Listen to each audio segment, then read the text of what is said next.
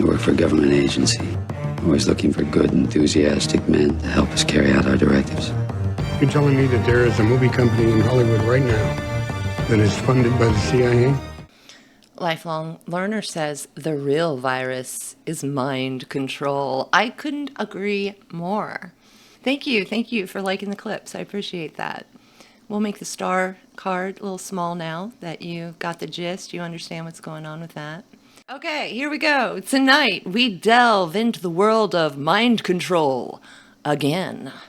With the recent attempted assassination of Trump, America is once again in doubt of the official story. The irony is all I see. Okay, hear me out on this, guys. Karl Marx said, history repeats, first as tragedy, second as farce. The tragedy was JFK, the very event where the term conspiracy theory got popular, used by the CIA and media outlets to shame and DARVO, D-A-R-V-O, the gaslit citizens of America. Now, with Trump's shooting, all of America has become a conspiracy theorist. What do y'all think of that? Deep Thoughts by Jack Handey. Saturday Night Live. Long game of the global elite has shortened. The repeats are happening faster, something Terence McKenna called novelty. With the traumas coming closer together and the new world order never changing their playbook, we are all beginning to see how they play. We are in a time of revelation and epiphany as the masses slowly awake from this nightmare we call history into the present moment. I teach about mind control because very few people understand they are a victim of it. It's an invisible plague among those who do not meditate, do not seek inner soul knowledge, or have a relationship with God. Materialists are the simple-minded among us, and they are legion. It is my prayer that teaching about mind control will assist us in the personal growth of ourselves and maybe even our loved ones. For me, learning about mind control along with meditation has shown me just how profoundly sick our society really is by design. Please donate to my Leaving Society Fund via PayPal. And as always, tip your hostess. So our first set of clips comes with a lot of drama. Get comfortable. This is going to be a heck of a ride. Investigative journalist George Webb has been doing a lot of work on the Trump assassination. I was impressed he was able to tie the shooter or shooters to the CIA and Antifa. I wanted to share with you tonight the work George has done on this topic. However, through my research, I found some of George's information seems false. Dun dun dun! I need sound effects. Part of this work you're about to watch details father and son, Roger and Maxwell Yearick, and their connections to a Yearick Harmony Company in Arizona. So people are thinking Yearick, the long-haired guy with blue eyes might have been the second shooter. So that's why it's all coming into this story. The Yearick family of Arizona became aware of this work, George Webb's work, through harassment and made a public statement that they are not related to Maxwell Yearick. So, before I play the George Webb clips, it is my duty to cover the whole story as I came across it.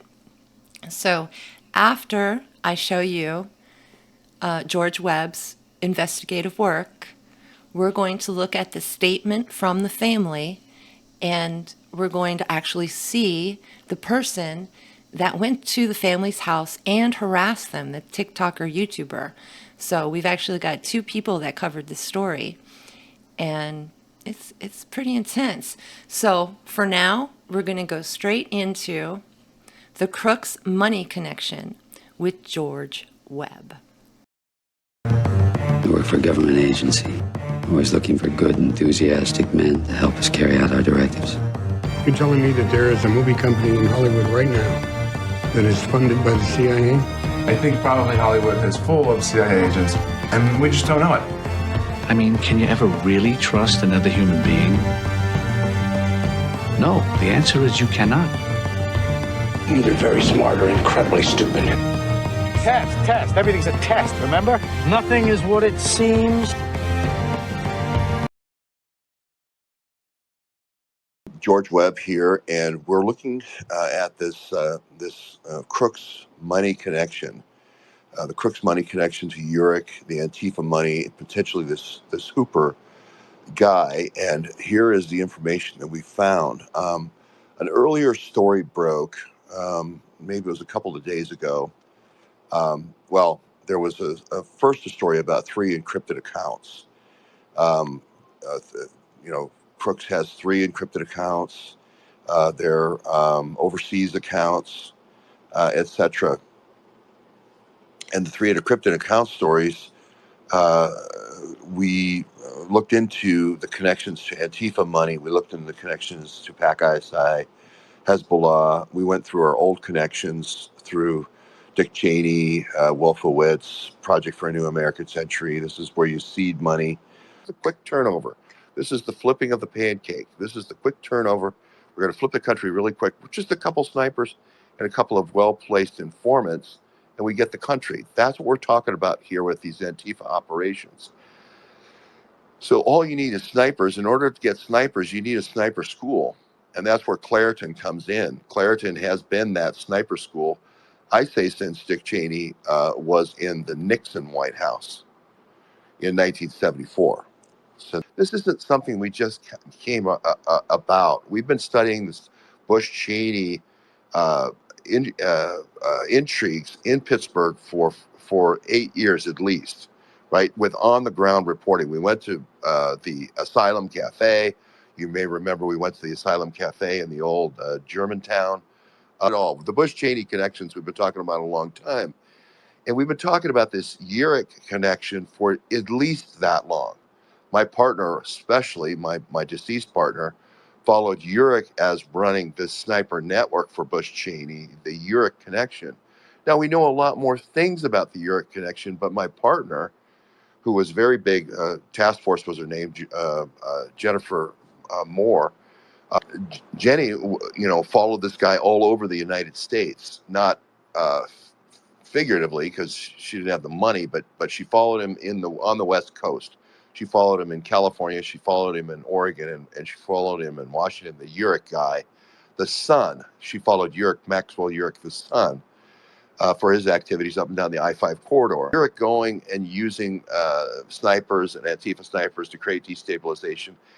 The part that people don't realize is if you're trying to get 500 people to do something, right, to pull signs, the number one thing is to pull signs. You go to somebody else's protest and you pull their sign down, and then you get them to start fighting back and forth.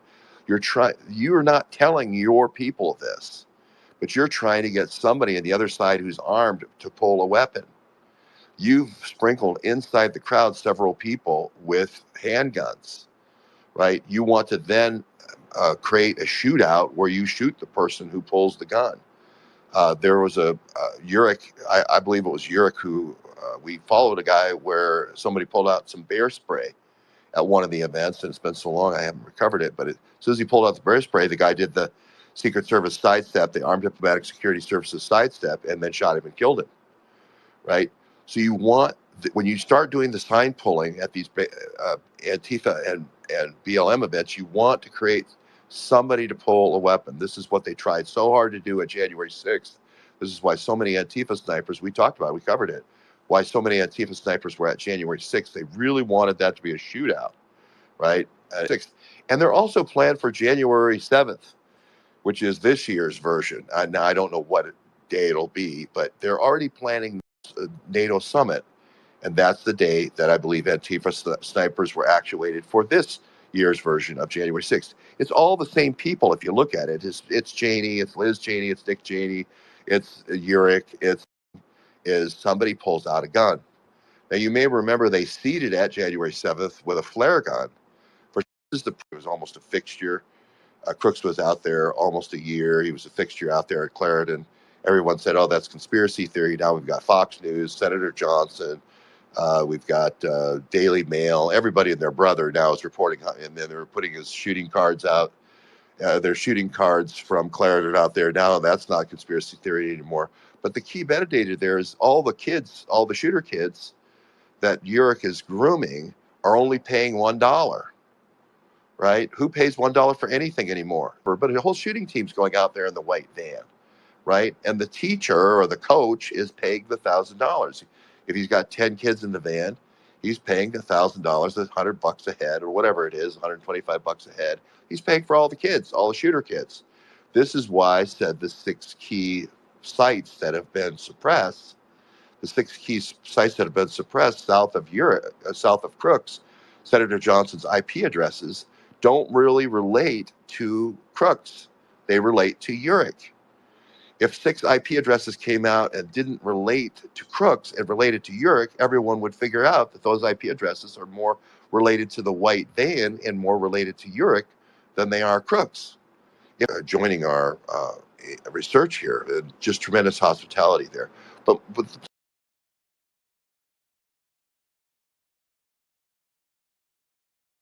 going to Crooks's house and going to Crooks's workplace, or it could be Crooks with 9 different devices.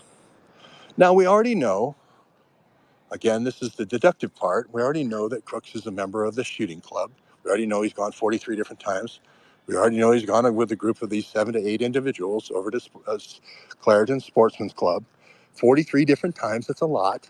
We know somebody from DHS signed them in, paid $1,000. We know they signed in for $1 a piece. So we have good metadata to say that this was some sort of group activity. It was a group activity. Now, they all could have went to Clarendon as 18, 19, and 20-year-olds and drove individually. Right? They all could have went to Clarendon and drove individually. But if they would have driven individually, if Crooks would have driven from his home individually, if he would have driven from his work individually to Clarendon Club, to the tactical shooting club at Clarendon, there wouldn't be a ping at 6 other locations that are being suppressed currently. There wouldn't potentially be 6 other pings that are being suppressed. Right? For some reason, Senator Johnson suppressed, and it's not Senator Johnson, he's probably told by the DHS, we can't release the addresses of these other people. I say there are other people that were in the shooting club like Crooks, because we have the data of the other people being signed in for $1 and the DHS person paying for them. Now, we know in this case, there is a white van. We know the van maps to one of the people in the case for the last 8 years that's developing these Antifa shooters. And that guy's name's Roger Yearick, and his son's Maxwell Yearick. He's involved in development of sniper weapons. So is Maxwell Yearick. He's also involved in explosives. So is Maxwell Yearick is involved in explosives. Right? Maxwell Yearick practically lives in one of the Cheyenne Technical factories in Myrtle Beach, South Carolina. Right? So we can now, it's not as sure, when it's not as sure a life and death decision as it's 9 individuals with phones, but these 6 other locations could be the route that the sort of the coaches of the team took, since they're the older ones and they have the van, to pick up those other 6 people. And the reason why they're suppressing the other 6 locations is they're protecting the names of the other 6 kids that are going to the Claritin Shooting Club. That would match the data that's at the Claritin Shooting Club. Now, those could be 6 different gun ranges. Those could be 6 different laundromats. They could be 6 different karate clubs. They could be 6 different old age homes that Crooks was delivering meals to. It could be a lot of different things, right? And this is where we have to decide. Did they stop at a whole bunch of different laundromats or karate clubs or old age homes on the way to Claritin or not? Do we have Yearick going out to Claritin? Do we have his sidekick, his close friend Hooper, going out to Claritin? Yes, we do. So it's a construct that says that the white van, okay, is making pickups of the 7 shooters in training, along with the 2 coaches, along with the 2 Antifa guys, along with Hooper and Yearick. Now, they could be not saying they're Antifa. They could be saying that we're federal agents in the tactical training pilot program of of Beaver County. They could be saying you're a G-man in training. I don't know what they told them. I'm just going on the metadata. Now, you might say, okay, well, then there's a total universe potentially here of, let's say, 7 people, along with, let's say, Hooper and Yearick. Yearick is the owner of the van, so he probably is one of the IP addresses associated, right?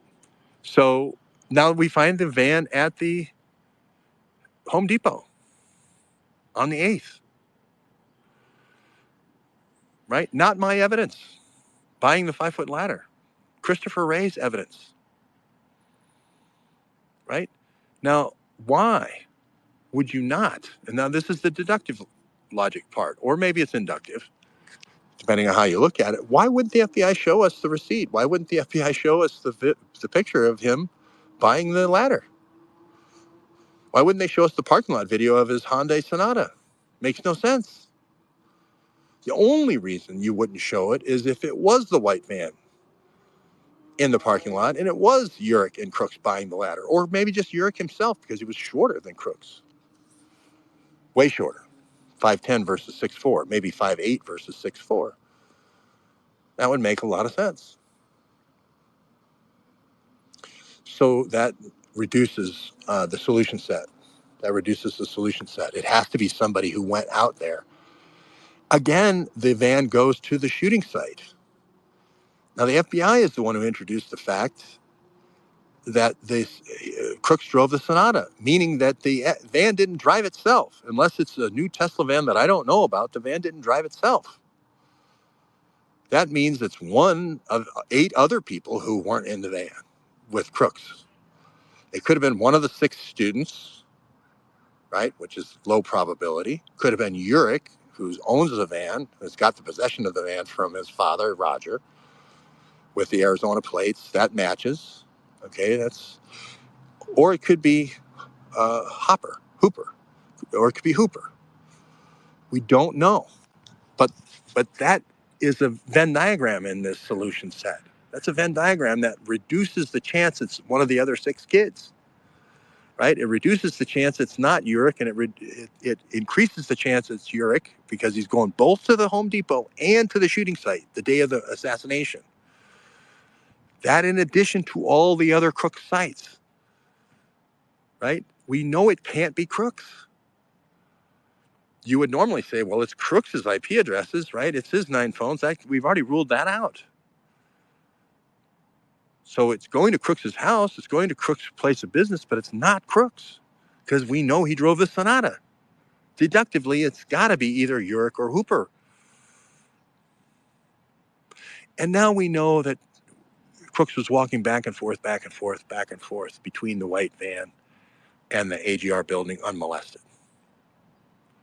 So it looks like he's a part of the team. He looks like he's a part of the ESU, Emergency Services Unit. Now, that's a theory, but I went and confirmed that theory with Butler Township, that the Beaver County folks and the townships from Beaver County had volunteers from those townships in the other county, not the Butler County. So I know there's volunteers, so that fits the scenario of the facts. Now, the fact that I've asked Tony Guy 3 times today, specifically on Twitter, to say, where's the white van? And he keeps stonewalling and keeps saying, you're going to lose users, you're going to lose followers if you keep asking me where the white van is. Again, is negative metadata to say they're protecting the source of the white van. They don't want you to know the white van is involved in any one of Tony Guy's programs. And he's pissed off as hell that I'm asking him that question, because I know it's a tactical training van. And he doesn't want to answer that question. He wants to do ad hominems and attack me rather than answer a simple question. This is after his deputies went on ABC and lied about who had responsibility for the roof and blamed the Secret Service when they knew they were lying. They knew they were the ones who had exclusive responsibility. Perhaps the largest lie ever in television, as far as a factual court case or a factual something being tried in the court of public opinion. Maybe the largest lie ever, certainly the largest lie, certainly the largest hoax ever in a presidential assassination. Can't you help, I asked him a question, can't you help the investigation a little?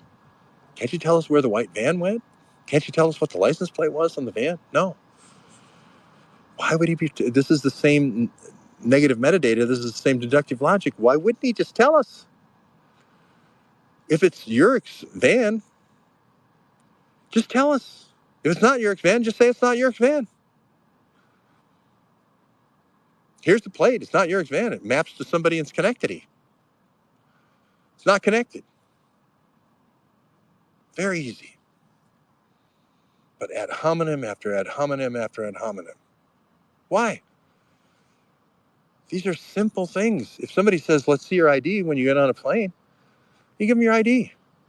You don't start saying, I'm really wondering about your family background, that you would ask me for my ID. I'm really wondering about how you got this job.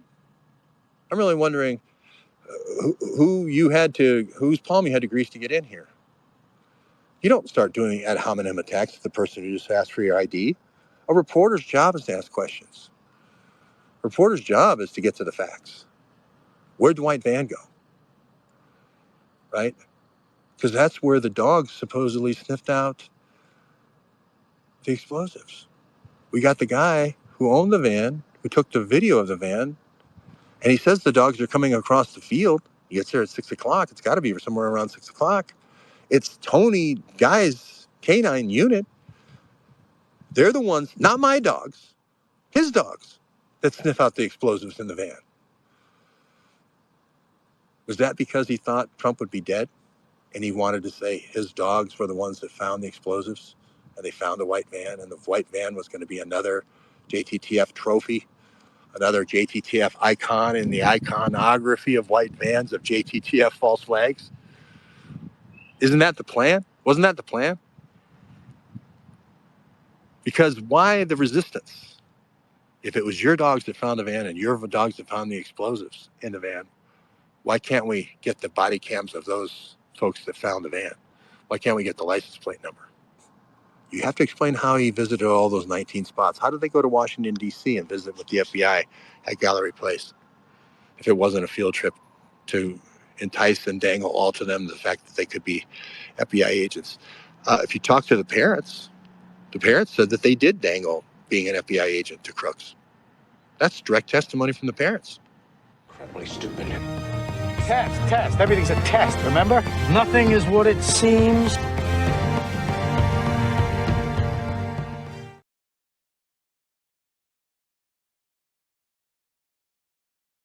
This is a statement from the family.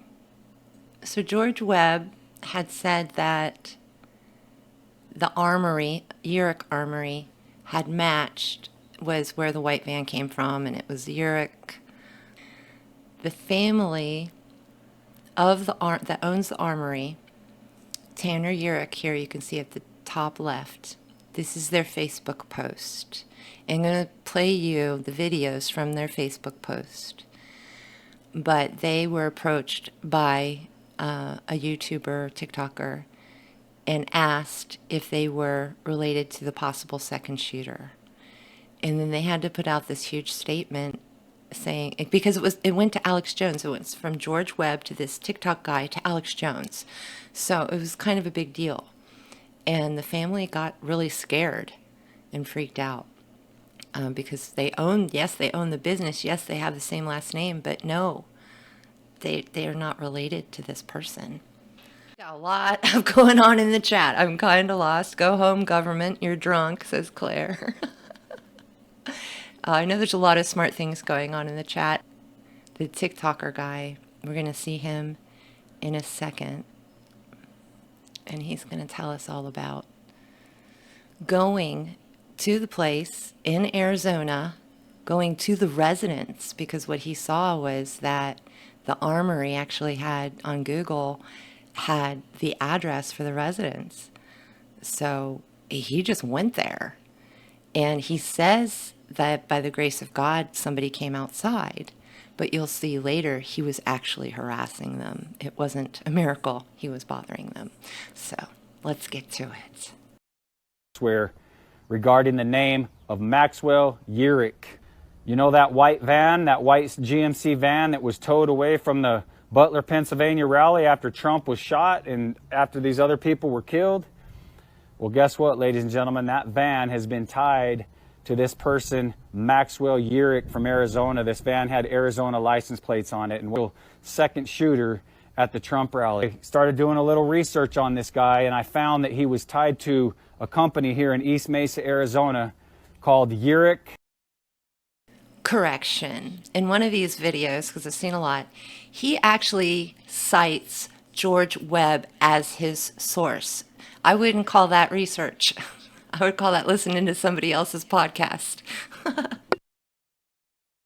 Armory explosives. Me and my brother, we drove down to this residence, and very luckily, this is just by the grace of God, ladies and gentlemen. This is just how things happen sometimes, and you got to give all praise and glory to God, because there's no way this could really happen. But as we were driving by, there was a person walking out, and I was able to talk to her and ask her some questions. And I want you to be the judge of her body language and the things that I asked her and how she answered. And tell me what you think, ladies and gentlemen, because something is very fishy about this, and things are just not. Hello. Look at this poor woman coming out of her house. Good. Is Max here? Max. You don't know Max? Yearling? Yearick? I don't know any Max. Max Yearick or Maxwell? Could I ask who you are? My name's Tyson Draper, and I run a YouTube channel and TikTok channel, and I follow stories of missing people. And I heard that there was a missing persons report filed on him. Is that true?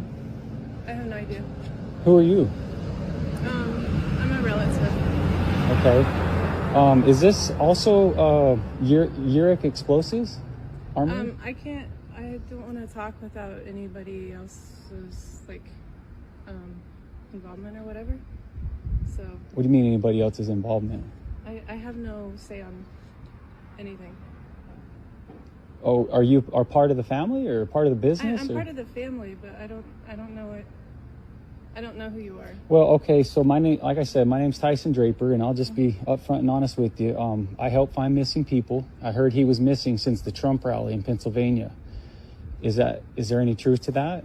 I have no idea. Okay, so the van that they towed at the Trump rally in Pennsylvania that had Arizona license plates, did that belong to him?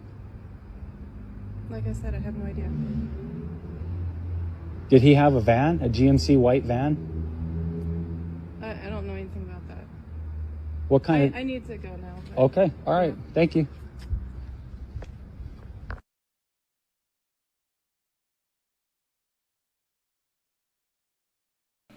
So this is the original Facebook posts, and you can see they posted George Webb, and also there are 3 little pictures, which are actual videos of the man coming up and trying to get in the door, like he's ringing the doorbell, not driving by the grace of God and all that nonsense.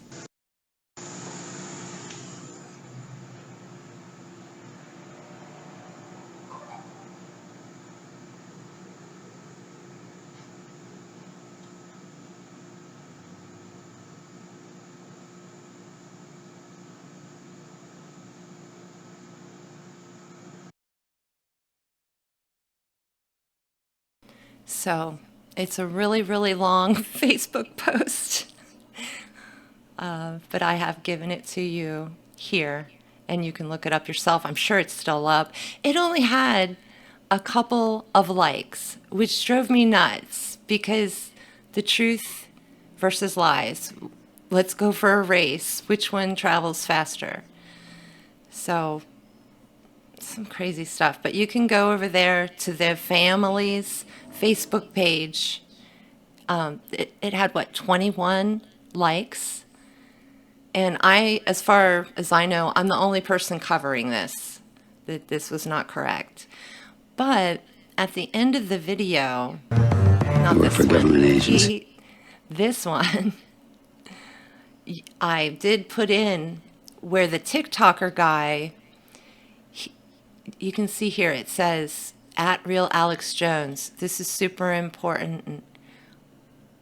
This is the wrong Yearick family. And then he goes on in many tweets. So he's trying to tell people that this was wrong. So I got to give him his props and his credit for that, right? If you mess up. But also he used really bad or evil sales tactics to get in to talk to that woman. It was very evasive and yuck, right? And so that was the Crooks money connection with George Webb. And I put my ad up early this morning for American Ultra, Saturday Night Live. And I tagged George Webb in it, like I would, because I'm celebrating his work. And maybe it wasn't this, no, it was yesterday. Sorry, I'm screwed up with the time. But actually the date and time are right here. So I put up my ad a lot earlier than I normally do. Tagged George Webb, and then he blocked me immediately. And I was like, oh my God, George Webb totally blocked me. What the heck? Did I do something wrong? Did I do something unprofessional? What's going on? You know? And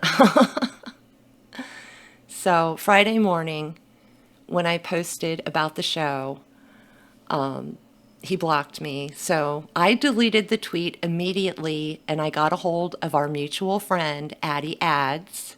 You guys know I'm friends with Addie Ads. And asked Addie to inquire to George why George Webb blocked me. But you might not know that Addie Ads co-authored a book, Citizen Journalism, with George Webb. So it turned out that George Webb just didn't like my name. He said, no occult. That was his reply to Addie. The name is there for a reason. Like a gargoyle, it keeps the ignorant away. I called George Webb a muggle, and I got on with my day. JB says, I get that a lot from our mutual friends, OP. Many people, including myself, were thrown off by the name. I just happen to be more open-minded. Yep, that's the whole gargoyle thing. I am a vulnerable creature, being a sensitive, and I need my protections, right? Claire says, those people are truly missing out. Sorry you got blocked, OP. Thanks, sister. Appreciate you. I would like to point out that, I'm real life friends with Addie Ads, and also George Webb's other business partner, The Duke Report, the Duke Report, recently shouted me out. Let's check it out.